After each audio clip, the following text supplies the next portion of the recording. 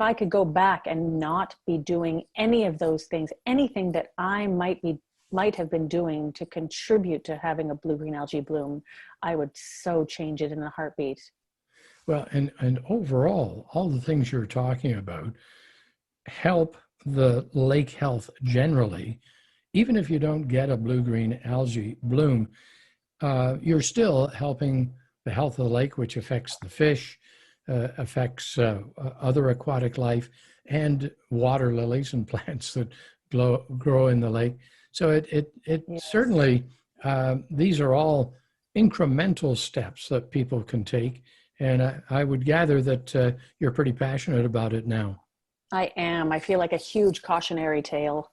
And not that we caused the blue-green algae on our lake. There are many contributors, but certainly we contributed by not doing all the things that we could be doing to avoid it. And has your lake association got in behind all this with all the property owners to try and get everybody on board and try and prevent any future blooms?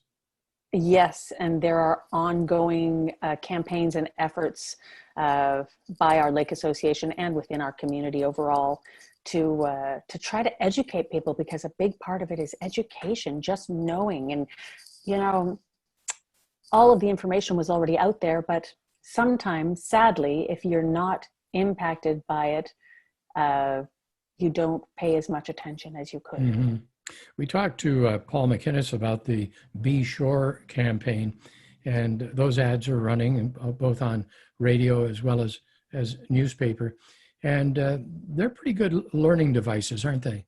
Yes, really enjoying those. One came on the radio the other day, and it just, it really drives the message home. And I went on the website, and it has some great information as well as a petition actually that I signed, and I got my brother and family and other people to sign as well, that's in support of a shoreline preservation bylaw that will actually put into law that people have to maintain healthy shorelines.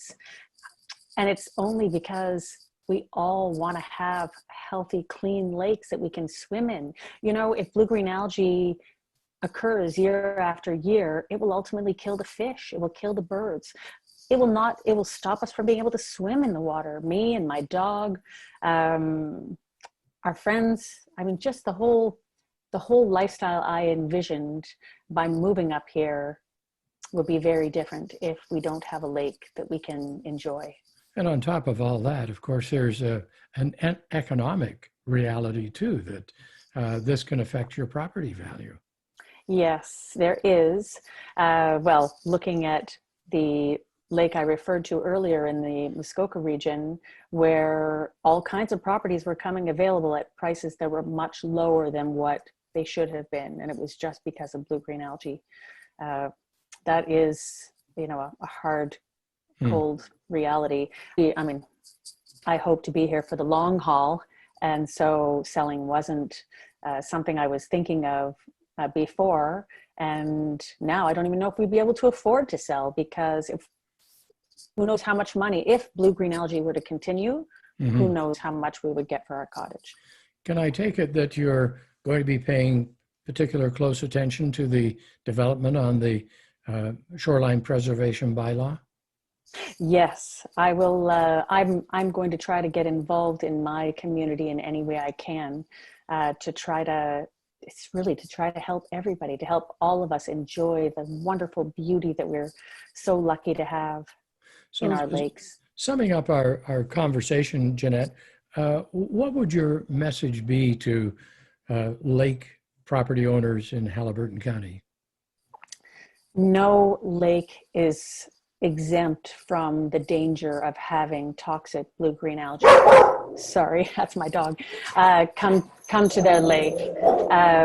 No, you know, doesn't matter how historically clean and clear and pristine your lake has been.